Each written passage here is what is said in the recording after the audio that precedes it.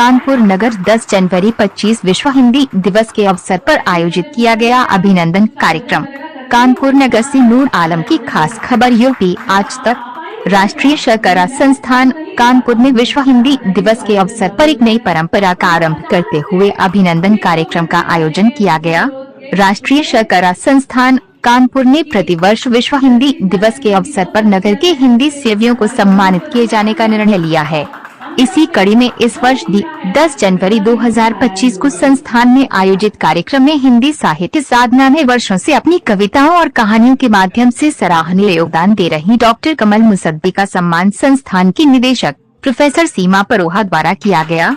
इस अवसर पर वरिष्ठ हिंदी सेवी श्री जगदीश नारायण सिंह ने अपनी विशिष्ट उपस्थिति से कार्यक्रम की गरिमा बढ़ाई। संस्थान की निदेशक प्रोफेसर परोहा द्वारा शाल एवं पुस्तक भेंट कर श्री जगदीश नारायण सिंह का अभिनंदन किया गया। उपस्थित जनवरी का स्वागत करते हुए श्रीमती मल्लिका द्विवेदी, सहायक निदेशक राजभाषा, ने प्रथम विश्व हिंदी सम्मेलन 10 जनवरी 1975 में मनाए जाने के उपलक्ष्य में प्रतिवर्ष 10 जनवरी को विश्व हिंदी दिवस मनाए जाने के ऐतिहासिक क्रम पर प्रकाश डाला। इस अवसर पर आयोजित अभिनंदन समारोह में संस्थान में कार्यरत लगभग 60 से अधिक कार्मिक उपस्थित रहे। मां वीणा पाणी को माल्यार्पण एवं दीप प्रज्वलन के उपरांत कार्यक्रम का शुभारंभ करते हुए संस्थान की निदेशक प्रोफेसर सीमा परोहा ने यशस्वी प्रधानमंत्री माननीय नरेंद्र मोदी जी का संदेश पढ़ते हुए कहा कि देव भाषा की सगी बहन हिंदी अब वैश्विक सीमाओं को लांघकर विश्व भाषा बनने की ओर अग्रसर है। हिंदी विश्व के लगभग सभी भागों में बोली और समझी जाती है। विश्व व्यापार में भी इसका बड़ा योगदान है। चीनी और अंग्रेजी के बाद विश्व में सबसे ज्यादा बोली और समझी जाने वाली भाषा हिंदी में विश्व भाषा बनने के सभी गुण हैं। वह दिन दूर नहीं जब हमारी हिंदी विश्व भाषा घोषित की जाएगी। विश्व हिंदी दिवस मनाना इसकी शुरुआत है। हिंदी की कवित्री डॉक्टर कमल मुसद्दी ने कहा कि विश्व में सबसे ज्यादा साहित्य अगर किसी भाषा में है तो वह हिंदी ही है। सबसे ज्यादा फिल्में आज अगर बनती हैं या देखी जाती हैं तो वो हिंदी फिल्में हैं। बहुत सारे हिंदी गाने विश्व के अनेक भूभागों में हिंदी और हिंदी भाषियों द्वारा गुनगुनाए जाते हैं। हिंदी विश्व हिंदी दिवस के उपलक्ष्य में हार्दिक बधाई देती हूँ और खासकर जो अतिथि हमारे बीच आज उपस्थित हैं वो अपना कीमती समय निकाल कर यहाँ उपस्थित हैं, उनके लिए आभार, अभिनंदन और स्वागत। मैं ये जो संदेश प्राइम मिनिस्टर प्रधानमंत्री जी के तरफ से हमें भेजा गया है उसको मैं पढ़ूंगी और निश्चित आप लोग इससे प्रेरित होंगे और आगे हिंदी को और आगे ले जाएंगे। तो उन्होंने जो संदेश भेजा है वो इस तरह से है। विश्व हिंदी दिवस की हार्दिक बधाइयाँ एवं शुभकामनाएं। हर वर्ष 10 जनवरी को मनाया जाने वाला यह दिन हमें हिंदी भाषा की सांस्कृतिक विरासत और वैश्विक महत्व पर पर्व के साथ हिंदी के विस्तार के लिए आगे बढ़ने की प्रेरणा देता है। इस दिन के उपलक्ष्य में विदेश मंत्रालय और विश्व भर में भारतीय मिशनों और केंद्रों द्वारा विभिन्न कार्यक्रमों के आयोजन के बारे में जानकर प्रसन्नता हुई है। भाषा एक सेतु की तरह है जो हमें अतीत से जोड़ती है और भविष्य की संभावनाओं की ओर ले जाती है। भाषा के जरिए ही एक समाज अपने ज्ञान, संस्कृति एवं संस्कार को भावी पीढ़ियों तक पहुंचाता है और नए विचारों और नवाचारों को प्रभावी रूप से आगे लाने का माध्यम बनाता है। हम भाग्यशाली हैं कि हमारे देश में सदियों से विभिन्न भाषाएं पुष्पित, पल्लवित होती रही हैं और इनका सह अस्तित्व हमारे देश में विशेषता है। हिंदी भाषा विविधता में एकता की हमारी यह परंपरा को और सशक्त करती है।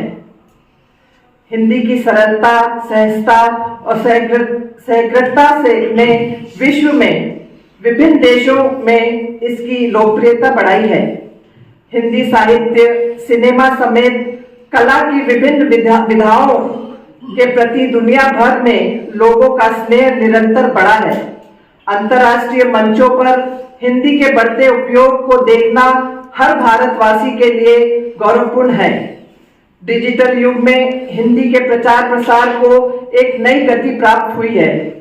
नए तकनीकी युग, सोशल मीडिया और ऑनलाइन माध्यमों के बढ़ते उपयोग ने इसे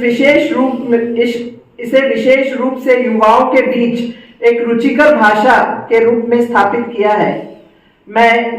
मुझे विश्वास है कि विश्व हिंदी दिवस पर हिंदी को समृद्ध बनाने के संकल्प को दोहराकर हम आगे बढ़ेंगे। इस विश्वास के साथ एक बार पुनः सभी भाषा प्रेमियों, विदेश मंत्रालय और भारतीय मिशनों एवं केंद्रों के साथियों को विश्व हिंदी दिवस की बहुत बहुत शुभकामनाएं।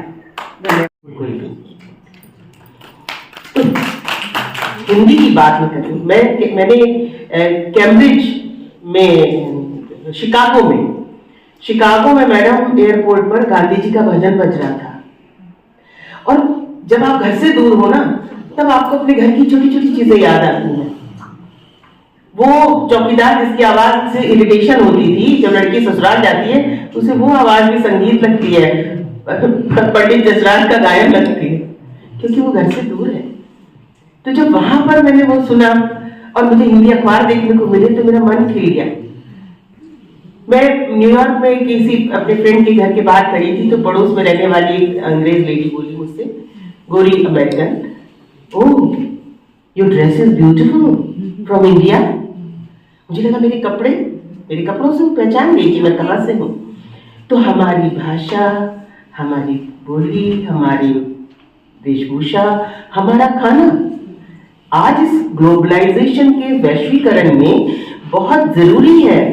यदि आपको कहीं दूसरे देश के साथ संबंध बनाने हैं तो आपके लिए बहुत जरूरी है कि आप अपनी भाषा को लेकर वहां जाइए और पूरे आत्मसम्मान से उसका प्रसार करिए, जैसे हमारे प्रधानमंत्री जी करते हैं।